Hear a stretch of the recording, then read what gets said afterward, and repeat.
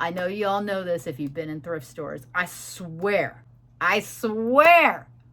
all thrift stores do this. They have the worst. Hey guys, my name's Tanya, and if you clicked on this video, then you might be looking for maybe like some tips or like some insight that I may have for you after being a reseller for, I would say, a little over 6 years now.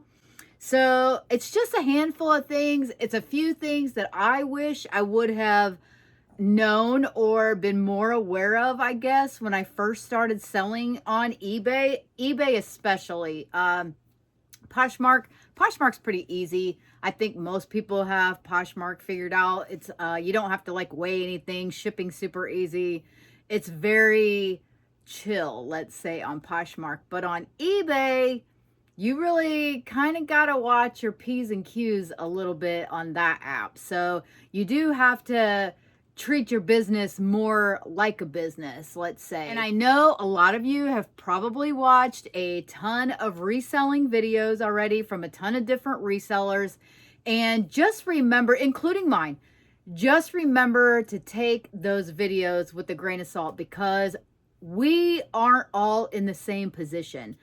You might have part-time resellers that are still working a full-time job. You may have full-time resellers that aren't working at all. You may have resellers that are married to whoever and they work a full-time job. So you really gotta pay attention to who you're watching and what do you want to take away from them. Because like for myself, I did work full-time when I first started reselling. I was a part-time reseller. I worked for the government for 15 years, and I knew I didn't want to work there anymore. Plain and simple. I was tired of it. I just wasn't into the politics of it anymore, and I knew that it wasn't going to get any better. Let's just put it that way. So I've owned other businesses before. Obviously, they haven't worked out, or I would still be doing them. But reselling seemed like something that I could do and still work my full-time job until I could get away from it. And that's what I did. So in the beginning, if you would have watched any of my reselling videos from the beginning, then at that point in time, I still worked a full-time job. So things were a little bit different for me then. And my husband, he works full-time. So his income basically supports our household, and any income that I make from reselling or from another job per se is extra income, let's say. So it's not something that I have to sustain us. However, it wasn't always that way. So in the beginning, when I worked full-time, then I made sure while I was working full-time that I paid off everything. And I did that on purpose, because the only thing that we have payments on now is our home. We don't have car payments. We don't have credit cards. We don't have any of that. None of that. I made sure that if something happened to one or the other of us, that we could still live the same lifestyle that we live now. So I didn't want to have to change that. And so I worked really hard at reselling for a couple of years. I would say probably 3 years, building up my stores. And I mean, I worked 40 hours a week at my regular job, and I did reselling as well. And I made sure, paid off everything during that time, which allowed me to quit my job and just do reselling and social media, full time. So really, I say all that to say that just be careful when you watch any other social media stuff or YouTubers, because I can remember like when everybody in the beginning's watching because they want to know what to buy. It's buying and selling. That's the job. That's what it is. And so obviously you want to know the most profitable items to buy. Well, sometimes, and this got me in the beginning too, and I didn't really realize it at first. And when I say it doesn't really apply to Poshmark, because it really doesn't, that's basically a level playing field when it comes to the shipping part. A lot of resellers, you need to know, does that reseller charge shipping, or are they offering their customers free shipping? because with the cost of shipping from the post office is not cheap, period. So let's say I went and bought this sweatshirt right here, this Spiritual Gangster sweatshirt, and I paid $5 for it at the thrift store. That's a great price. But let's say I paid $5 for this at the thrift store. Now, let's say I'm doing a YouTube video and I say, hey, I'm going to buy this for $5 at the thrift store and I'm going to sell it for $25. Okay, that's great. That to me that's fantastic. That's 20 bucks I'm going to make before, whatever. I paid 5, sold it for 25. I'm going to make 20 bucks off of it. Okay, now, did I charge for shipping, or is shipping going to come out of my 20 bucks that I just made? So if you charge the customer for shipping, then that's great. You got your 20 bucks. But if you didn't, and you offered free shipping, to ship this sweatshirt right here is going to cost you anywhere from $6 to $8 to ship it. That just sucked into your profit big time.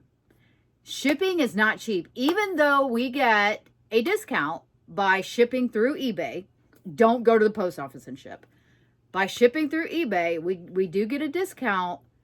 It's still pretty hefty. And if you've been reselling for a while, or if you haven't, USPS raises shipping rates every year, most of the time now, twice a year. So if you have inventory that you've had for a long time, you might have thought that you were going to make the 20 bucks, but every year, let's say I've had this sweatshirt for the last 5 years. Well, shipping rates have probably went up since I first bought this shirt. And so now I'm going to lose even more money the longer that I have it. You just got to be aware of that, because that is a huge, huge factor when you're watching other resellers. I charge my buyer shipping. I don't do free shipping. Very, very, very rarely will you ever catch me doing free shipping. And if I do, it's probably going to be on some sort of media mail, because I know how much it's going to be for sure. Otherwise, I'm probably charging the customer shipping. So definitely be aware of that when you're watching other resellers if you're new. Another thing I would say is don't buy stuff until you're ready to list it, period. Otherwise, you are going to end up with a bunch of piles of stuff that is unlisted, and I did that in the beginning. No lie. Especially when I was afraid. I was scared to list on eBay in the beginning, and I just was like, well, it's a great deal. I'm going to go ahead and buy it. And then I had bins upon bins upon bins, like those bins back there, full of unlisted inventory. And let me just show you. So this side of my room, all this stuff is listed inventory. If it has a label on the outside of it, it is all listed inventory.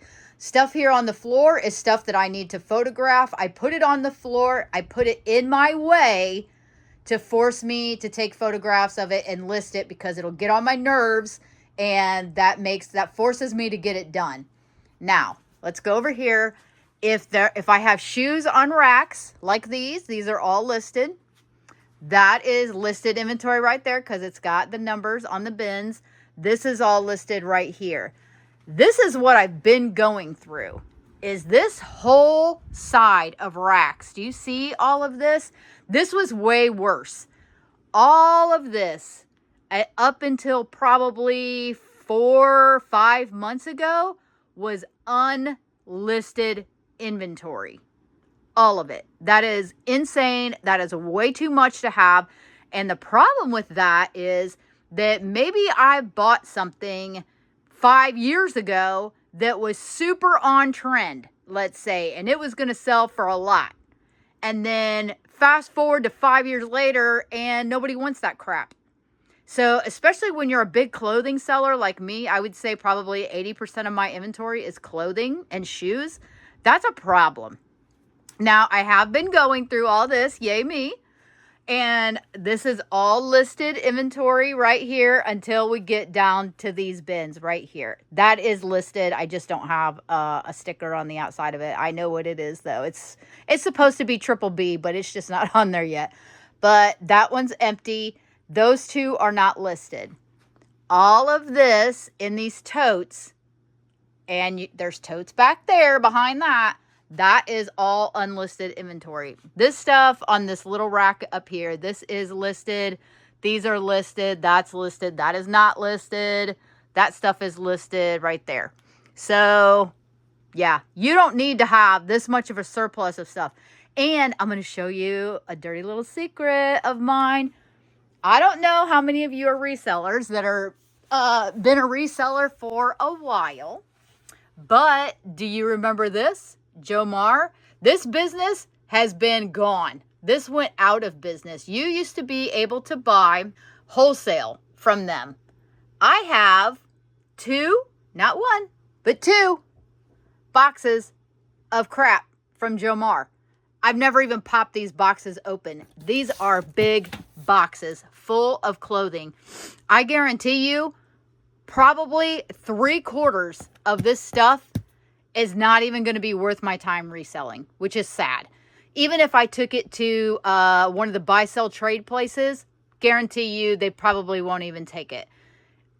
It's wasted money. One of these days, I'm going to pop these bad boys open on camera just so that you could see it, and we'll go through them all together. Let me know if you want to see that video. It's absolutely ridiculous. Yeah, this was back in, I think I purchased this back in 2021, shortly after COVID. Yeah, definitely don't do stuff like this. But then, like I said, that stuff over there, this is why these shelves are so dusty, is because I haven't got through that stuff yet. You don't want to do that. Okay, showed you my secrets. Now you know. Now you know. All right, next tip I have for you is open another bank account. Most everybody, I don't really know anybody that doesn't, has a bank account somewhere. You can have more than one checking savings account at your bank. And you should definitely, it's free. It doesn't cost, checking accounts are free. Open a separate account for your business only. Do not use that account for anything other than your business related activities. No, you don't have to have an LLC. An LLC is not required. I know some states, it's super expensive to have an LLC, which is just floors me. It's absolutely beyond my comprehension. I don't understand it. The state of Mississippi, it's $50. It might be like 60 now. I opened an LLC when I first opened my business just because it was easy to do here in this state. At that time, it cost me $50 to open it, and I don't have to pay a yearly fee. They send me an email every year asking me, is this still a viable business for the state? I click yes, and they renew it for another year, and that is it. I don't have to pay the fee again. I know in some states they charge a ridiculous amount of money for an LLC. It's not required, especially in the beginning. I just didn't know how big I wanted my business to be, so I just went ahead and opened an LLC and just made it easier for me. But definitely open a separate banking account with a separate card, and don't merge it with your personal stuff. Just keep it separate. That way, when it comes either tax time or when it comes to how much am I spending, how much am I making, it's too hard to go through your personal account of bills and gas money and whatever else that you're personally buying, Walmart receipts. It's too hard to go through all of that and then try and pick out, the little stuff that you bought for your business. Get a separate account. It doesn't cost anything. It's free. It's totally worth it. to keep track of your stuff. Trust me, it will save your sanity. My next little tip is, I don't want you to go out and buy a bunch of stuff to have a reselling business. But if you're going to be a clothing reseller, or it doesn't really even matter if you're a clothing reseller. Clothing is the easiest thing to come across. It is the cheapest thing to come across. Not necessarily the most profitable. I'll just go there. Of course, there's some sneakers out there that are worth big money, and certain clothing brands are worth big money. I don't really mess around with like luxury brands because they're fake too much, and it's just a big pain in the butt. I really don't even try to seek that kind of stuff out. But I'm more into like the bread and butter type stuff that's not faked, but people, still like, or maybe it's trendy. Like a Y2K stuff is pretty trendy right now. Bib overalls have been trendy. Carhartt overalls are trendy. Just things like that. And you'll learn stuff like that. Whether you're in like reselling Facebook groups, or you do watch reselling videos, or sometimes I'll just turn it on my TV out my room while I'm working, and I'm just listening to like people talk about certain brands, maybe brands that aren't typical in my area that I might come across, so that I'll hey, I remember so-and-so saying something about that brand, or that brand sounds familiar. Let me look that up real quick. Something like that, while you're out and about. Those kind of things will stick with you. I just like having background noise really when I'm working. So I would say you do need a handful of supplies though. Not a ton, but a handful of supplies. You don't have to go out and buy a thermal label printer. I'm going to tell you, I did not buy a thermal label printer until probably almost 3 years into my business. I printed off my labels, cut them out, and clear taped them on all my packages. Granted, I wasn't selling a ton of stuff back then. I feel like if doing that is not really slowing you down, then there's no reason to buy a thermal label printer. If it gets to the point where you are shipping a lot of items to where it's taking you an extra half hour to an hour to print and cut labels and tape them on your packages, then it's time for an upgrade. But in the beginning, definitely don't need that in the beginning. You do need some clear tape, some sort of box tape, something like that. You don't have to have a tape gun, but I would die without mine. My tape guns I bought secondhand from a garage sale, and I still have them. They still work. A measuring tape, because even if you're a clothing seller or you want to sell bigger items, be careful of that with shipping. You need to put your measurements in clothing listings. I know that's super controversial, but I'm going to tell you, when you're reselling, you need to think about, what if it was you looking to buy? And if you have a certain body type or a certain body shape, like I have a smaller waist, but I've got a big booty and I got thick thighs and I'm short. And so I can't just go out and buy a size 12 jeans and assume that they're going to fit me, because they're probably not. I need to know, hey, is there like some spandex in those? I need to know what's the inseam, what's the length from the crotch to the ankle. I need to know, is that going to fit my waist? It only takes a couple of, maybe 1 minute, maybe a minute, to do a measurement on a piece of clothing and to put that in the listing. Because I'm going to tell you, if I'm shopping and it's not in there, I'm not asking you. I am not going to get on there, and I'm not going to send the seller a message and be like, hey, can I get this measurement? Because half the time you're not going to get it. Why? Because they've already processed it. They've already put it in their inventory, and they don't want to go back in their inventory and take it out of the bag or whatever they do and measure it for you. If they wanted to do that, they would have done it in the beginning. So I don't even bother. I won't even bother. I will go somewhere else and I will find somebody that does have the measurements in there. So if that's how I am as a buyer, I'm betting there's probably 80% of the other people are the same way. Unless they just have one of those amazing body types where, especially if you're selling women's clothing, one of those amazing body types where, hey, I can just wear anything that says a size 12. Yeah, because we all know that all of these brands out here, a size 12 is the same size 12 in every single brand out there. Yeah, I'm going to say no. And then you are going to need a scale. You're definitely going to need a scale, because even if, let's say you're just like this sweatshirt right here. This sweatshirt doesn't weigh a pound, but it probably weighs, I would say, anywhere between 8 and 13 ounces. Okay, well, that's actually a price difference between 8 ounces and 13 ounces on eBay shipping. So you need to know, how much does this shirt weigh? You got to know that. So you definitely, especially in the beginning, you need to have a scale of some sort. There are some cost-effective scales out there. I'll put down in the description the stuff that I use right now. I've had my scale for 6 years. Never changed it. Same exact scale. Love my scale.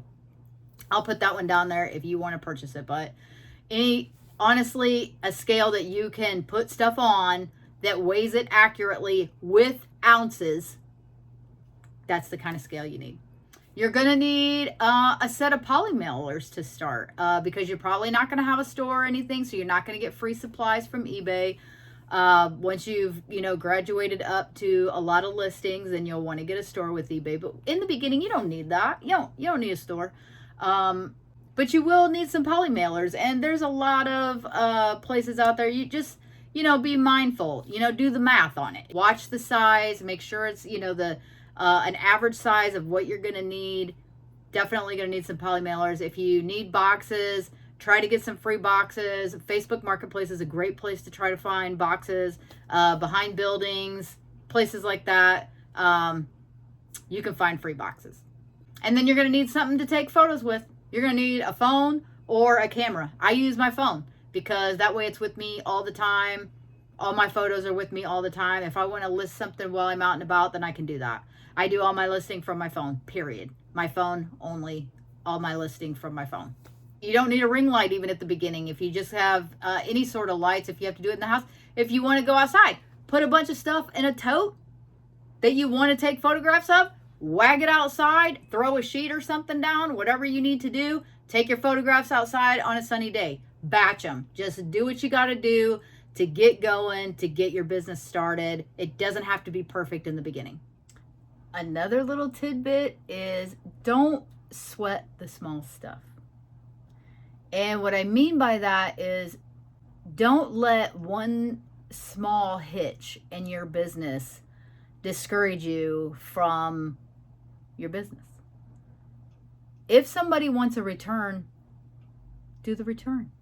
Yes, there are going to be people out there that are little buttholes that say they want to return something even though there was nothing really wrong with it. Okay. It doesn't happen that often. It really doesn't. There are a lot of negative Nancys out there, especially in the reselling world. I don't get it. But I'm telling you, you could be in some of these Facebook groups and I will see somebody be like, yeah, I got a return on this video game or whatever it is. And I got the package back and I sold it for $20. And then I got the package back and there wasn't anything in it. And since they made a item not as described case with eBay, eBay's forcing me to return their money. Yeah, it happens.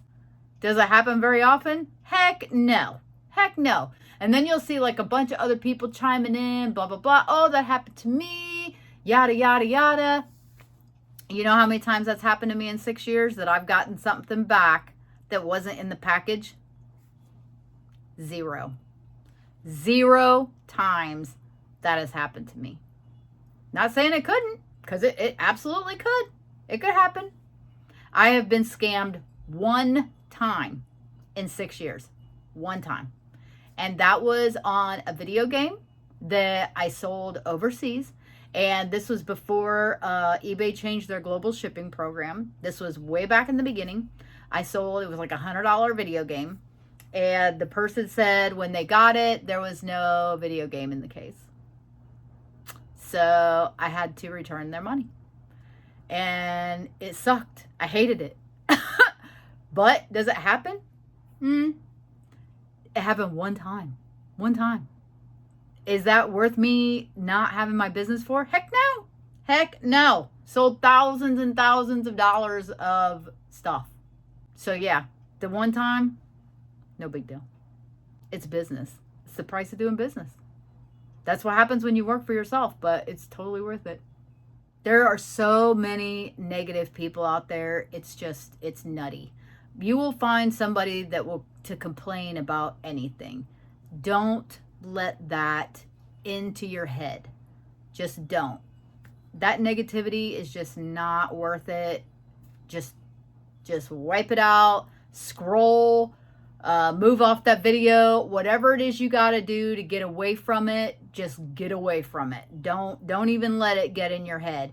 If you do everything that you know that you're supposed to do and you do it in good faith, then your business is going to be just fine. One of the biggest mistakes I made in the beginning was not paying attention to the items that I was buying. I know you all know this if you've been in thrift stores. I swear, all thrift stores do this. They have the worst lighting imaginable. It's worse than the lighting at a stinking doctor's office. And we all know how good we look when we go to the doctor's office, right? I'm telling you, thrift stores and lighting is it's like a requirement. I swear it's a requirement for all thrift stores to have the worst lighting imaginable so that you cannot really see what it is that you're buying. I just swear it is. I got sucked in so many times by this. Not anymore. Every time I go thrifting now, I inspect my stuff one more time. Do I still miss stuff? Yeah, once in a while. Not near like I used to in the beginning, though. Take your stuff to the best lit area of the thrift store. If they have a window, go there. Take your buggy, all your stuff up there. Go through everything in as much natural light as you can find. Because you can bet you're going to find a stain. You're going to find a button missing. I can't tell you how many times I bought something with a stinking button missing. Especially if you're buying a button-up shirt or something that has a button on the cuff. I'm telling you, buttons. Make sure the zippers work. Jeans. I bought jeans before. I'm like, oh man, I found a pair of mother jeans or whatever they were. I'm so excited about finding that. And then the zipper was busted. I didn't even look. I'm not going to fix a zipper. Tanya's not fixing a zipper. Period. I'm not fixing a zipper. I'm just saying right now I'm not fixing a zipper. So yeah, they are trash. Who wants that? Nobody wants that. So I'm not going to try to sell it with a defect. I'm not doing any of that. It's either going back to the thrift store or I'm ditching it. One of the two. It's a done deal. It's a waste of money. It's money gone out the window that I can't get back because I didn't pay attention. Now, another category that I love selling is remotes. Remote controls. Who would have thought, right? You can buy remote controls. This is something that thrift stores don't even look up, right? They may look up certain brands, this and that, but you just got to learn certain categories that thrift stores are not going to look up, and remotes is one of them. They usually put them in like a big bin, throw them all in there, and sell them for one specific price. Usually around here, it's like $1.99, 99 cents, whatever. You have to look at the battery compartment because those batteries will corrode in there. Now, Tim is pretty good about using, he's got these, contact cleaners and all this good stuff for me. So he does get, a lot of my stuff out for me. But if I've done it in the past, because obviously I have if I'd known this, you just really got to look at anything electronic that has battery compartments. Make sure it does not have corroded batteries in there. That's a big one. Also, if you buy something and you're like, oh man, I got it. It's new in the package, yada, yada, yada. Yeah, it might not even be what's in there. You might open it up when you get home and you're like, what the heck is this? This isn't even what it says on the box. I don't even know what this is. Or you thought you were buying something new in package and that it was going to be worth a lot more, right? And so maybe you paid up for it and then come to find out it's used when you open it up or whatever. So just because it looks like it's new in the package doesn't mean it's new in the package. This is something that I have to tell myself all the time. Still to this day. Tanya, do not buy stuff that you are not excited about. If I'm not excited about, and people be like, oh, I'm excited to make money. That's all I need. I'm just excited to make money. Yeah, whatever. That's why they have death piles too. If you're not excited to photograph it and list it, which is how you're going to make the money, don't buy it. One of my favorite things to sell is like blankets, but when it comes to photographing them, I hate it. I have gotten a new process though, to where it's made it a lot easier for me to photograph blankets. Photographing blankets are difficult, period, unless you really have the space for it. I don't have the space out here to photograph blankets, but I did find a new space outside that I can hang them up when it's nice outside and do it that way. But before, I can tell you, I had piles of blankets over on the other side, like we went through earlier, of blankets that were not photographed and not listed because it was a pain in the butt. And so I just didn't want to go through it. So make sure that you're buying items that you are excited to list and that you're excited to photograph, because otherwise it's just not going to get done. And you have to be excited to ship it. If you're not, I love shipping. I know I'm like a rare breed when it comes to shipping. And I think that's only because I used to work for, back in the day when my kids were young, I used to work for moving companies, and I would pack people's stuff to like even move overseas. And so I had to build a lot of different type of boxes for all kinds of stuff, like even furniture. Like we would have to literally box furniture. So I can make a box for anything, and I like the challenge. And so I will buy and ship anything. But that's not the case for a lot of people. So if you are somebody that wants to get into something other than that'll fit in a poly mailer or in a normal size box, I would say in the beginning that you need to box it first, pack it all up like you are shipping it out, weigh it and do the dimensions and put that into your listing, because otherwise you're going to screw yourself when it comes time to ship. Because shipping costs, like we were talking about earlier, go up every single year. And once you really get past like the 12 inches and 18-inch mark, then prices get higher and higher. So if you don't have the correct dimensions into your listing, you're going to screw yourself on your money big time. So definitely be very careful when you're buying larger items. I cannot stress this enough. Have some sort of inventory system, even in the very beginning. Even in the very beginning. Whether you have like, I have an inventory system. I have to. My store runs anywhere from 1,400 to 1,500 items all the time. There is no way that I can remember what is in where everything's at. Absolutely no way. Each one of these bins back here behind me will hold, just in one bin, will probably hold anywhere from 15 to 25 pieces per bin. That's a lot to go through if you can't find an item. So definitely make some sort of inventory system.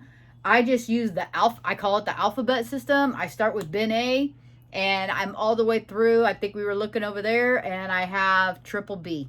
So I have A through Z, and then I have double A through double Z, and now I'm on triple A, and I'll go all the way through to triple Z. Some people do super long SKU numbers, and then they skew what's in the bin. I don't do that. And the reason that I don't do that is because I mix my bins. So I don't put like all jeans in one bin, and I don't put all t-shirts in one bin, and I don't put, all sweatshirts in one bin.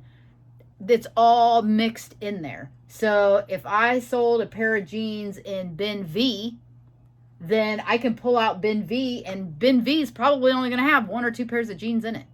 So I know it's going to be easy for me to find. And I don't do it by color. I don't do anything like that. I even have some glassware in some of these bins because, most of it's clothing, so it's padding it.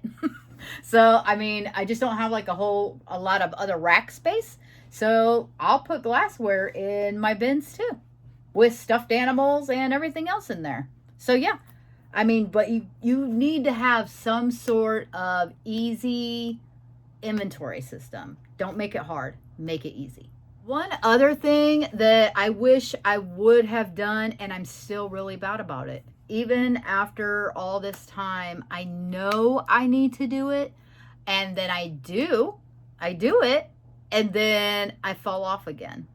And that is a draft bank. I am really, really bad about, I will take photographs and I will have it all in my book and all ready to go. And then I'll sit there and I'll list 20 items while I'm watching a movie. And then instead of, what I should do is list 10 of those items and then have 10 more ready in a draft bank. That way, if something comes up the next day and I don't have time to list, or whatever happens during that day, I can take those 10 that I still have and I can make those live. Because on eBay wants you to be listing all the time. They want some sort of activity on your store all the time. And the more activity, whatever it is that's on there, it likes that. The algorithm likes it, and you'll end up selling more. How it all works, I don't know, but it does. It just does. And the reason I say that it does is because if I go a week without listing, it will take me at least 2 weeks of being consistent every single day on eBay for my sales to come back around on track. So I don't know. And I promote my listings. So I wish I was really better about keeping a draft bank of unlisted or stuff that's just waiting to go live on eBay, let's say. So that's something, if you can do that in the beginning, I would definitely do that and try and build up your draft bank. I'm just really bad about sitting down, I'll be watching a movie and I'll just keep listing and just keep going and going and going until the movie's over, and then I don't have anything else to list. And then it takes me a day or two to come back out to my office and take a bunch of photographs and get it all ready and do the same thing. Sometimes I'm good about it, but a lot of times I'm not, and I really need to be. I know I did not hit everything that there is for like beginning things I wish I would have known, but some of those are just staples. I really wish I would have paid more attention to just some of the little stuff in the beginning. I think it would have helped out a lot. And even though it seems like super simple things that you can do, sometimes it's the simple things that make the biggest impact. I know this is getting kind of long, but I have some orders to ship out. So you guys want to pull some orders with me? We can do that real quick. I can show you what's selling right stinking now. It's not a ton, but we got a few sales going out. Looking at my eBay here, it looks like we have, looks like we have 11 items going out today on eBay. And what do we got here?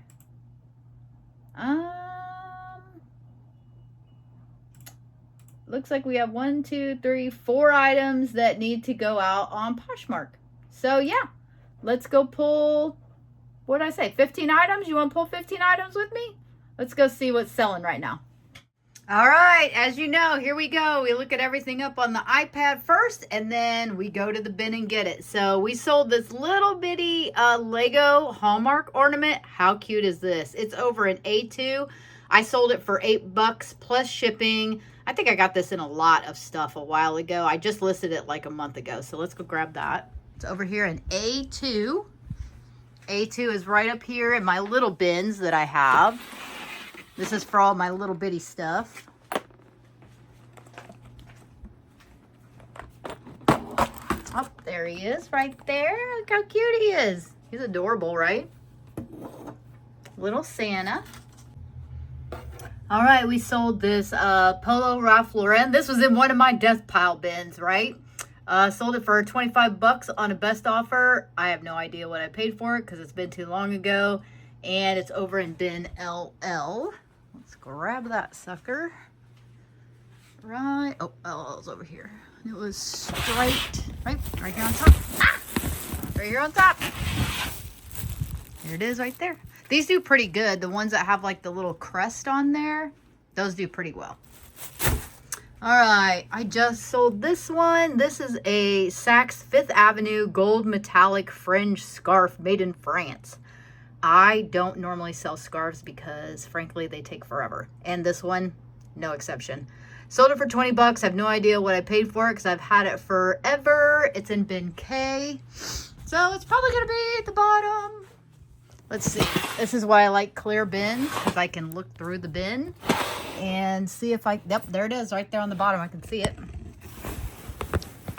Oh, let's dig our hand down there and grab it. Grab it out. And there it is right there.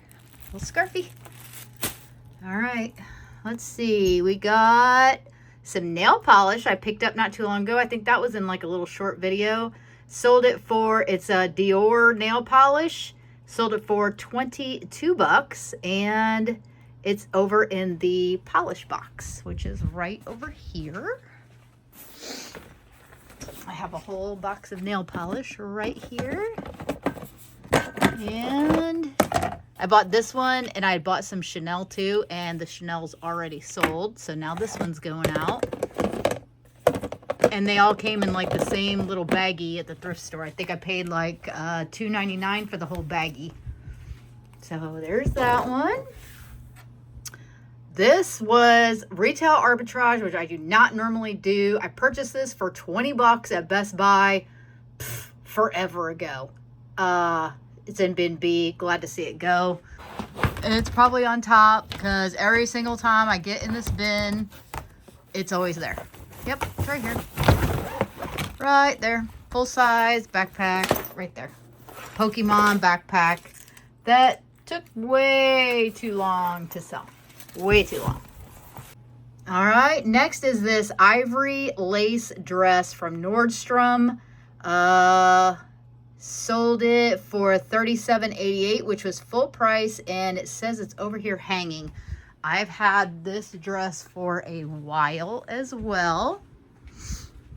Let's see, where is it? It's probably this one, maybe. Yeah, I think it's this one. Pretty sure.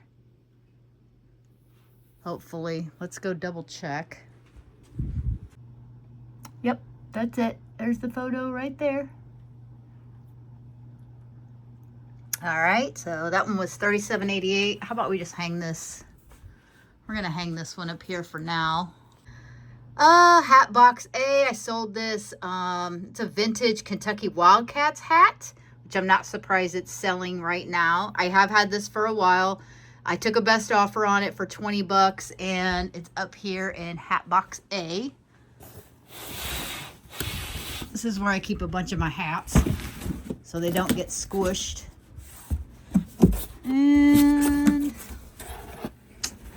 let's see, is this it? Yep, right there. Kentucky Wildcats. This is a cool hat. It's a starter hat too. I think it took so long to sell because it's a flex fit and not like a snap. If it was a snapback, it probably would have sold a while ago. All right. right, let's put this back up there. A book. Looks like we sold 1952 Doctrine and Covenants Pearl Missionary Edition book. I sold it for $10.97. 97 means I've had it for a really long time. Let's see if we can find this. Not sure. Might be over here.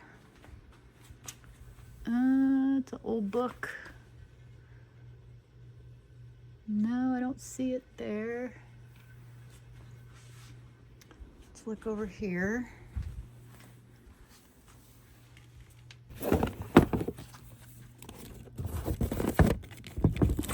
There it is. Found it all the way on the bottom. Had this for a while. It's an old book. I do like picking up old religious books. Those usually do pretty well.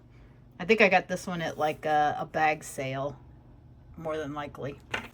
All right. Oh, this is one of those blankets we were just talking about. I just photographed this outside the other day. It's a vintage German army blanket. Sold it for 45 bucks on a best offer. Of course, they paid shipping, and it's over here in that bin that we need to mark. The bin we were just talking about, that triple B bin. Yeah, right here. It's in this bin, and of course, it's on the bottom, so I'm gonna have to put you down for a second. All right, there is our nice little wool blanket. Wool blankets do really good. Okay, here's a little Grinch charm. How cute is that? Sold it for $21.88. I did put free shipping on that because I know it's under 4 ounces. So we're going to get that right out of here. Right there. How cute are they? Look at him. He's so cute. He's adorable, isn't he? He'll fit little Pandora bracelets. He's adorable. All right. And then I sold this Jimmy Choo. It was probably came like in perfume or something. I sold it for $14.98. And it's over in WW. And I know I purchased that at the bins over in Mobile. I've had it for a while. Oh, look. Imagine that. It's all the way on the bottom. I have to put you down again. And here it is. Just a little, like, tote bag. All right. Looks like that's it for eBay. First thing we sold on Poshmark was my husband's old Toomey wallet. I sold it for 45 bucks. And it's over here in A2. It's probably right here in front. Oh, yep, right there. Sold his old wallet. He bought a new wallet when we were in Vegas, so sold this one. Oh, this cute little Ford Mustang sign. It's just a little tin metal sign. Sold it for 10 bucks. It's over here in WW, which wasn't we just in that bin? What are you doing, Poppy? Oh, it's gonna be in here somewhere.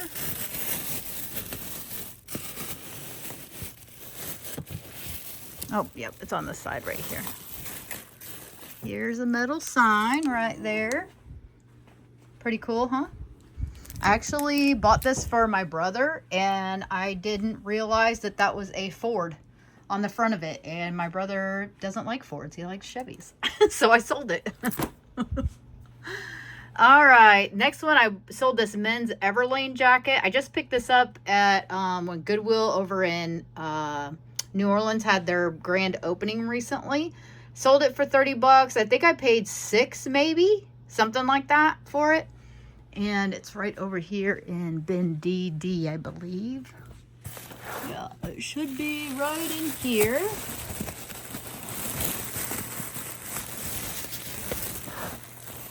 Yep, right there. And last but not least, I sold these Olakai women's sandals. I think I only paid $2.99 for these at Goodwill. Sold them for 45 bucks. So they should be right over here somewhere. Oh, yep, right there. Right here. Olakai is a great brand to pick up, men or women's. As long as they're in good condition, especially the all leather ones, they do really well. And these were a bigger size too. I think these were like a size 11 or something like this, 10 or 11. So yeah, those were good ones to pick up. It's a miracle. Look how fast those got packed. Alrighty, if y'all got any questions for me, anything I didn't cover or anything you have questions about, leave them down in the comments. I almost always answer all of my comments. And if you are a reseller and there's something that you're like, man, she should have talked about this or whatever, put that down in the comments too. Everybody reads comments, so any helpful advice that you can give somebody, I'm here for it. Hope you all enjoyed the video. Don't forget to subscribe if you're not. Have a great weekend or week, whichever it is coming up for you. And I'll see you on the next one. Bye.